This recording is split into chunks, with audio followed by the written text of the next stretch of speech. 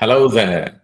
It is Tuesday, June the 17th of 2025, and these are the news in simple English. Here is something from Folha de São Paulo, Folha in English. Venezuelan gang expands across Brazil and maintains ties with PCC and Comando Vermelho. Maintains ties. This is very interesting. When I talk about ties, I can think about a piece of clothing for men usually. So these are ties. But here, what I mean is a connection, a link. So there is a connection with PCC and Comando Vermelho. Between these gang and PCC and Comando Vermelho. And then the article goes, several police officers found Venezuelan Andres Marcelo Mendes Perez, 34, while he was working at a meatpacking plant. A meatpacking plant. This is a place where people work, and what they do is they take meat, beef, and they put it into packages like this. So it's a meat packing. So this is the package, and then here there are different sorts of meat, I think. No, this is just pork. Oh, here we go. Beef is meat, pork is meat, and this is the package. So meat packing, this is where they put different things into the package. There you go, packaging for chicken, beef, and pork. These are all meats. What's the difference between pork and pig? Pork is the food, pig is the animal, the live animal, the animal while it's alive. So that's a pig. Okay, here's something from the Washington Post. The ways government is putting strain on public schools. So I think it's very interesting that they use is putting strain on. So if you put strain on something, you put pressure on it. So basically what they say is that the government is putting pressure on public schools. It's causing stress for these schools, as they say here. Now they're facing a host of new pressures. So if you face something, you confront. So now they are confronting a host, a number, a vast quantity of new pressures. So this time from state and federal policies, very interesting policy, different from police. So a policy, it's some guidelines, some rules that you have to follow, instructions for schools. And there you go, that's it. Put strain on public schools. I thought this was interesting. And here is one more thing. This is from Japan. Iron Wheel. Japanese airport sets new record by going 30 years without losing a single piece of luggage. So if you go to this airport, your suitcase, your bags, you will find them. I think it's very interesting how they use the word single, a single piece of luggage.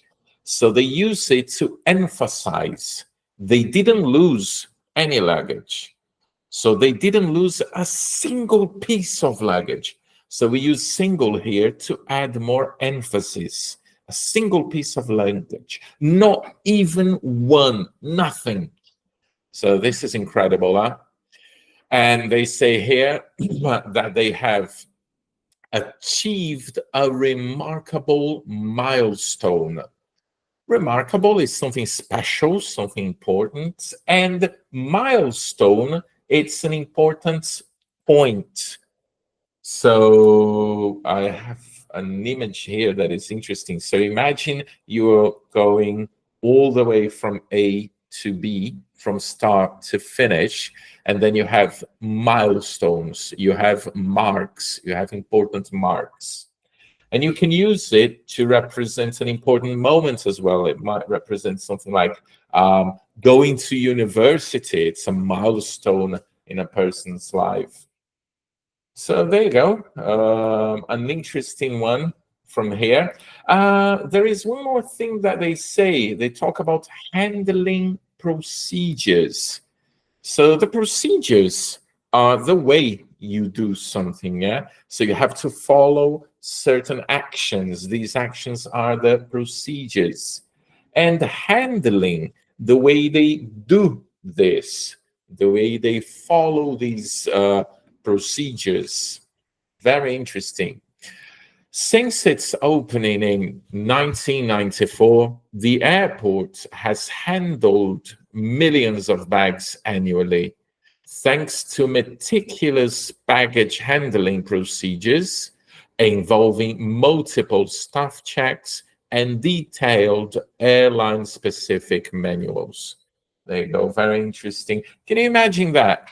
Never be afraid of losing your luggage. Never be afraid of losing your bags if you go to this airport. Something from the BBC News. Tourists sprayed by water pistols. So you can see the water pistols here during anti-tourism protest in Barcelona. Very interesting. Anti-tourism. Some people prefer to say anti, so both are okay. Anti. But people in Barcelona, they don't want any more tourists. So you can see the images here. They are spraying tourists with water pistols. There you go. Tourism is killing Barcelona.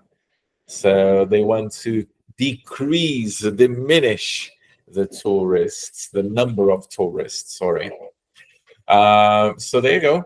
That's what protesters, this is interesting. They use the word protesters here and they use the word demonstrators here. They are synonyms, really. So if you protest, you are a demonstrator. So that's what protesters in Barcelona shouted at tourists while marching in an anti-tourism demonstration on Sunday. Oh, sorry. What did they shout? They shout, "Go home." So can you imagine that? And there is the number of people here. Oh, there you go. Barcelona is a top destination for visitors. Only last year, 15 million people visited the city. 15 million people visited the city of Barcelona. I checked on Google the number of people that visited Brazil in 2024. How many international visitors visit Brazil in 2024? And the answer is 6.77 million tourists arrived in Brazil. So can you imagine that? Less than half. 15 million people just in Barcelona. And in Brazil, in the whole of Brazil, 6.77 million. What a difference, eh? What a difference. So there you go. What do you think? Should people avoid Barcelona? Should people not go to Barcelona? Good point, yeah. I don't know. They need the money, do they? They want the money. They want the tourists. What do they need? What do they want? Oh, let them decide that. One last thing from the BBC News. How UK paternity leave compares to Europe, as some dads get 24 weeks full pay. So when they say full pay, you get your whole salary. You get your salary for 24 weeks when you become a dad. Quite good, huh? I think dads would be quite happy to stay home for 24 weeks and getting the salary. I think that is one nice thing. And then they are complaining about things about the same in the UK. The paternity leave offer for new dads in the UK is one of the worst in the developed world, according to a new report. Oh, I don't know how long you can stay at home with your baby in Brazil. I think it's 10 days, 5 days. So it's quite different, yeah, not as long. So there you go. That's it. That's about it for this week. Thank you for watching. Hope this helped you with your English a little bit. And see you next time. Goodbye.